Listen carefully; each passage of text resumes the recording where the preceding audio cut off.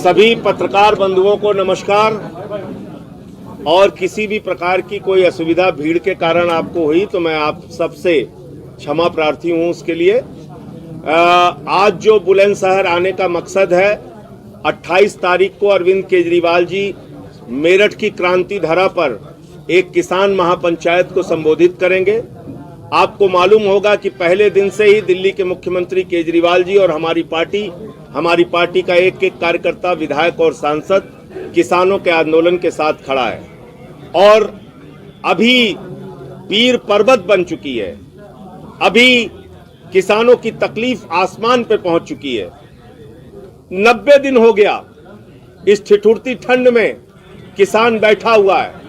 उसको आतंकवादी कहा जा रहा है, उसको देशद्रोही कहा जा रहा है, उसको खालिस्तानी कहा जा रहा है। उस पे पानी की बौछारें, लाठियों से बरसा, आंसू गैस के गोले, जितनी तरीके से उसको प्रताड़ित कर सकते हैं किया जा रहा है। लेकिन ये काले कानून वापस नहीं लिए जा रहे हैं। मैं आम आदमी पार्टी की ओर से ये साफ तौर पे कहना चाहता हूं, जब तक तीनों काला कानून वापस नहीं हो जाता, हम किसानों के साथ कंधे से कंधा मिलाकर खड़े रहेंगे। इन कानूनों में किसानों के लिए कुछ भी नहीं है। अडानी, अंबानी, बड़े बड़े पूंजीपतियों के लिए सब कुछ है। ये कानून हिंदुस्तान के किसानों के लिए नहीं, बल्कि अपने 4 पूंजीपति मित्रों के लिए मोदी जी ने बनाया है। क्योंकि इसमें कॉन्ट्रैक्ट फार्मिंग है, यानी बड़े बड़े पूंजीपतियों को किसान की जमीन का मालिक बना दिया जाएगा। इसमें असीमित भंडारण की छूट है, यानी सस्ते में अनाज किसान से खरीदो, सस्ते में फल किसान से खरीदो, अपने यहाँ भंडारण करके उसको रख लो और महंगे दाम पे बाजार में उसको तब बेचो जब उसकी कमी हो जाए। तो महंगाई को, जमाखोरी को, कालाबाजारी को लीगलाइज करने वाला ये बिल है।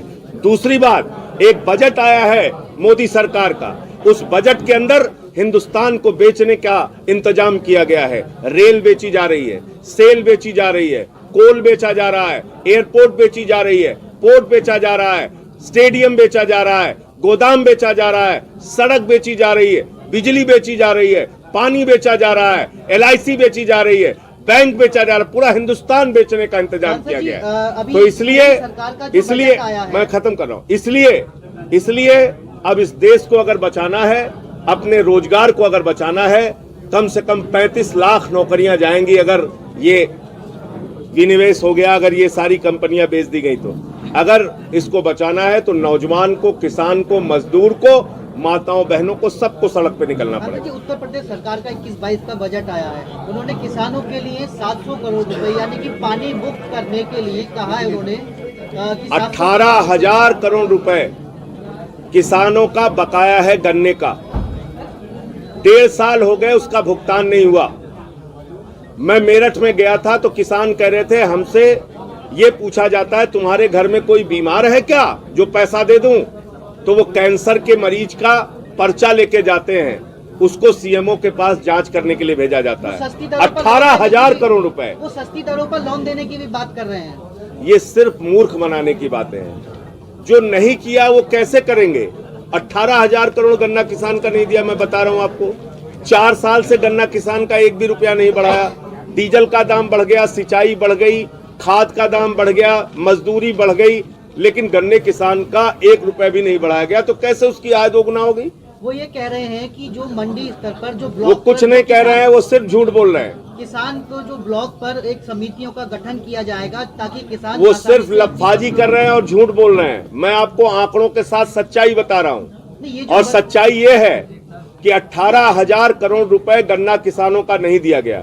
सच्चाई ये है कि आप पत्रकार हैं, बुलंदशहर के किसानों से जाके पूछिए क्या उनको धान का सही दाम मिला, क्या उनको गेहूं का दाम सही मिलता है, क्या उनको उनके फल और उनकी सब्जियों का दाम सही मिल रहा है? नहीं मिल रहा है। सांसद जी कल किसान नेता खुद जो है नरेश टिकैत यहाँ आए थे, उनके द्वारा ये अपील की गई किसानों से, निर्दलीय प्रत्याशी को आप आगामी पंचायत के चुनाव में चुनिए। ये क्यों ना समझा जाए कि विपक्ष किसानों के मुद्दे को खुद भुनाकर। देखो, मैं तो इसका एक ही रास्ता बताता हूँ, सारे विपक्ष को फेल कर दे मोदी जी, तीनों ये काला कानून वापस ले लें, कोई विपक्ष बोल ही नहीं पाएगा। मतलब तुम सारे नाकारापन करो। ये कोई संत सभा ने नहीं पास किया है, एक पॉलिटिकल पार्टी ने जिसके 300 सांसद हैं उसने ये बिल पास किया है। तो उसके खिलाफ राजनीतिक दलों को बोलना उनका राजनीतिक धर्म है नैतिक धर्म है और इस देश के अगर वो रहने वाले हैं, अन्नदाताओं का दिया हुआ खाते हैं, तो उस नाते भी धर्म है। मैं तो ये कहता हूं बार बार, जानवर भी जिसका दिया हुआ खाते हैं उसके प्रति वफादारी निभाते हैं। ये सरकार जानवरों से बदतर हो गई है, ये सरकार कपूत हो गई है।